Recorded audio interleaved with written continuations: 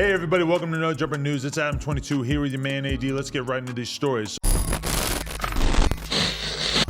So first things first, we got to talk about the Drake album. After multiple delays and over a year of anticipation, Drake's 6th album, Certified Lover Boy, has finally arrived. The album, which was expected to drop at midnight, was pushed to 2 a.m. Eastern Time Friday morning, much to the disappointment of fans all over the world who had stayed up late to hear its debut. Earlier this week, Drake teased his album with cryptic billboards that popped up around the world, revealing the guest features in their hometown. Drake told fans in Atlanta that 21 Savage, Young Thug, Lil Baby, and Future were featured. In Chicago, he announced that Lil Durk was on the album. In New York, he teased Jay-Z would be on the album. Other features include Kid Cudi, Lil Wayne, Rick Ross, Project Pat, Yebba, Thames, Travis Scott, Giveon, and Ty Dolla $ign. At 21 songs and nearly 90 minutes long, there's a lot to unpack and debates about, but everybody seems to be more entertained in the continued beef between Drake and Kanye West. Listeners have already flooded social media with early reactions, arguing whether Drake or Kanye released the better album this year. According to the latest reports, Kanye was willing to squash his beef with Drake under one condition: there were no disrespectful comments about him on Certified Lover Boy. His manager told TMZ this week that Kanye would be listening closely to Drake's album for references to him,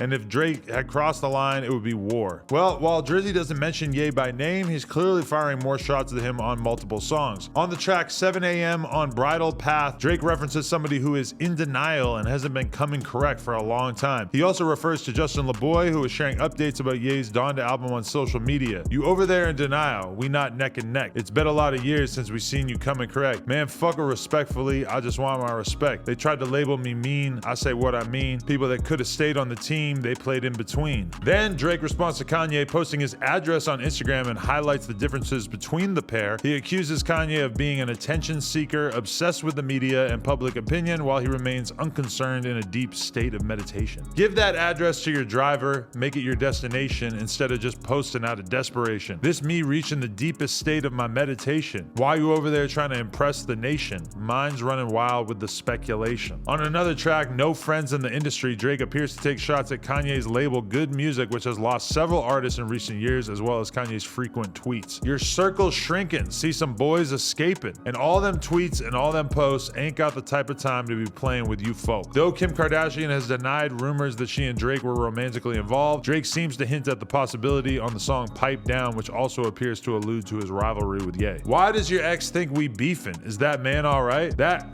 can't even look at me, he fell off twice. So much shit I wanted to say straight to your face, cause you so two-faced that I don't know which face. More lyrics that have fans talking include the song Girls Want Girls with Lil Baby, where Drake calls himself a lesbian, leaving listeners more than a little confused. Staring at your dress cause it's see-through, yeah, talking all that shit that you done been through. Yeah, you say that you a lesbian girl, me too. Many fans have also been commenting on Drake name-dropping Sha'Carri Richardson. Drake said that he's like Sha'Carri because he smokes them on and off the track, but fans on Twitter are saying that the bar already has not aged well. He also name drops Aisha Curry on the track Race My Mind, rapping, how am I supposed to wife it? You're not Aisha enough. The release of Certified Lover Boy comes just 1 week after Kanye released Donda, his long-delayed 10th studio album. It's his first album since 2018's Scorpion, although he released Dark Lane demo tapes last year. Okay, AD, the group chat was going crazy last night. We were very, very invested in this project. I think pretty much everybody stayed up late to listen to it. Not that late, since it came out at like 10.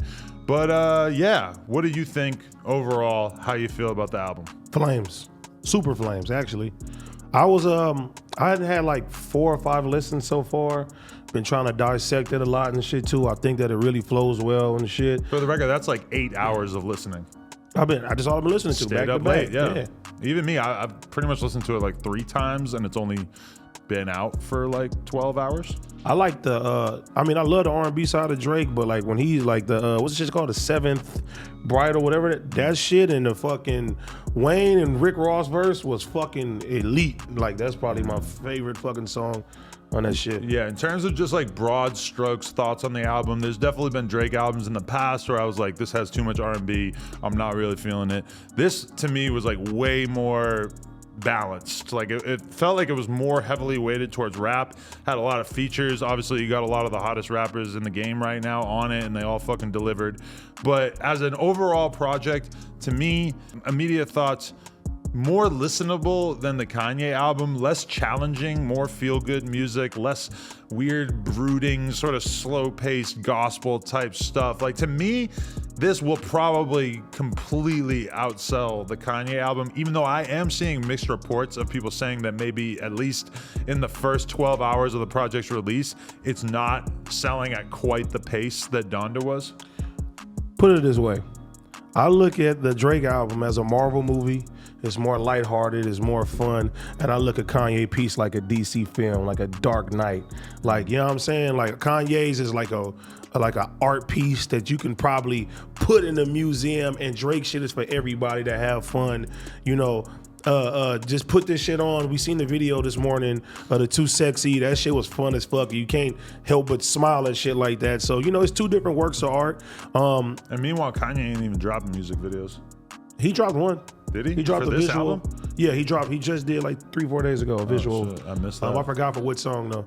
But it's like the church and the house in the middle and shit, yeah.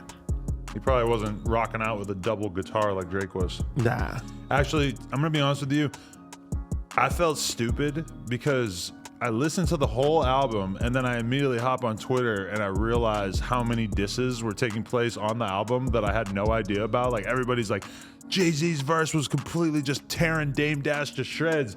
I'm like, oh wow, I had no fucking clue. I'm listening to this, I'm not thinking about that. Even the stuff where he was coming at Kanye, most of it was kind of over my head while I was listening to it. Swiss Beats too, that was over my head. The Swiss Beats thing I didn't get until I saw it on Complex this morning, which I think, if anything, that says good things about the way Drake handles his problems, because he doesn't really put people on Front Street. It's like you can understand it if you want to understand it, and you can also listen to it and have it just sound like it's just him rapping. Were there any tracks in particular that really made you freak out? The 7th and Bridal one, the one with the with Wayne and fucking Ross. I like all the songs though, to keep it G. Project Pat and 21 Savage. What's that shit called? TSU? That song's a hit right there. I fuck with that shit heavy. I just don't understand why 21 decided. 21 scorched that 21 motherfucker. showed up He on did the his Drake shit. album and proceeded to deliver probably like the most murderous, evil verse I've maybe ever heard in my whole life. Next time that 21 tries to say like, you know, it's not about violence, it's all about like education, the community and stuff. I just want somebody to be like, well, you do remember your album. I was thinking that too though, I swear to God. Because he recently has been talking about how he's a good role model. I'm like, what is up with that verse then? But he says that he's a rapper now, so he has to do that shit. And then shout out to Lil Durk. He shouted out his girl's makeup line on the album. That was like next level, looking out for your woman type shit. I fucking respect that. He must feel real comfortable in his relationship with Drake, because I feel like most people, if they got a feature on the Drake album and they started shouting out a brand of any sort, he would probably be like, yeah, nah, you might have to re-record that. But that was fire. Dirk got the pass for sure. Also, Dirk randomly just hit up No Jumper and was showing love, so that's good. I wasn't sure how he was feeling about us these days. He went crazy on his verse too. Why wouldn't you fuck with No Jumper? Well, we have interviewed a lot of his ops. Yeah, because your ass always want to do some dumb shit. No, I'm just for the people. I'm interviewing both sides of everything. But yeah, overall, amazing project. I'm really excited to keep listening to it. Can't really think of any real complaints. There wasn't any songs that really stood out to me as like, oh yeah, I'm probably not going to be listening shout to out this. to Tim's, man. I'm tripping. Who's that? Tim's, man. From Africa, bro. She's so fire, bro. I ain't heard a bad song from her. The song she got on the album with him too, that shit is like fire. Right, yeah. I heard a lot of people saying like, oh, there's no girls on the album. But there's one woman Tim's right is on there. the Boom. album. One woman. There could have been more. Nicki was on there too. She just didn't rap. Nicki was talking. Nicki was just talking.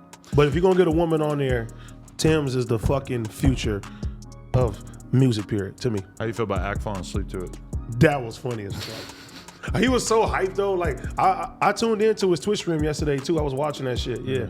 Yeah, I mean, I don't blame him, because when I'm just sitting there not doing anything, listening to an album, it can be kind of hard to stay focused on the album. Like my brain wants to do something else, or I get tired or whatever. Like, I don't know. Normally when I'm listening to music, like I feel like I enjoyed the album more today driving here listening to it than I did when I was just like sitting in my back house listening to it by myself. How do you digest music? I give it two ways. I put my fucking headphones on, you feel me, and I soak everything in, and then I give it it the car test to make sure, you know, it's up to par the same way that I feel with the headphones on. I think it's probably at least partially the speakers that I have in my car versus the speakers that I have in my back house, which are basically the speakers that are like built into the computer monitor. But yeah, I feel like I get so much more out of listening to shit in the car usually. Hell yeah. And your back house, a lot of strange things happen there too. Definitely did anal while wearing a Santa Claus suit back there. That's real. That's hot. YouTube, do us a favor, like, comment, and subscribe. We don't know what happened to his eye patch. That's kind of weird, but we'll be back real soon. Appreciate y'all. Movie.